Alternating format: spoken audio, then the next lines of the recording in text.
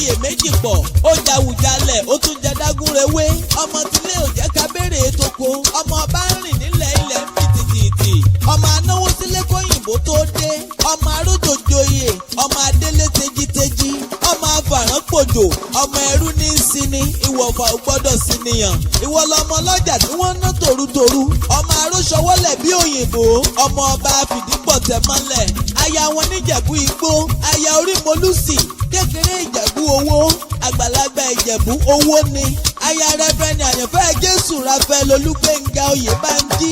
ẹ̀yìn lójú olódùmarè ọmọ bóòtù ọmọ ọ̀gá ẹ̀jì ọmọ olówó joyè méjì pọ̀ ọmọ òjoyè kó wu ní jẹ ọmọ olówó ń kọ́lé ojú omi ọmọ ẹlẹ́yìn kùnlé àdéwúre ọmọ òrìṣà òkè jẹ́ ń dàbí onílé yìí ọmọ olóbì wọ́rọ́kọ́ ẹ̀bá ọ̀nà èyí tó fẹ́ ni awọ̀ sẹ́rù ẹni èyí tí ò fẹ́ ni awọ̀ sínú igbó ẹranko burúkú amújẹ ọmọ erelú àbíyè dúdú yẹmí akuru yẹjó arọ́gbọ́dọ́ bí ọká ẹlẹ́yinjú ẹgẹ́ awẹ́lọ́rùn bí òkòtó tíjótijó ní ta ń wíyí tẹ̀rítọ̀yàyà ní ta gàlàmàgbò ojoojúmọ́ ní ṣàwòrò ń dunnú ṣẹ̀kẹ̀rẹ̀ ìbáwọn ròde ìbànújẹ́ Queen Esther Adérónkè Adéṣẹwà aya àyànfẹ́ Jésù Raphael ire ni tìrẹ lọ́jọ́ gbogbo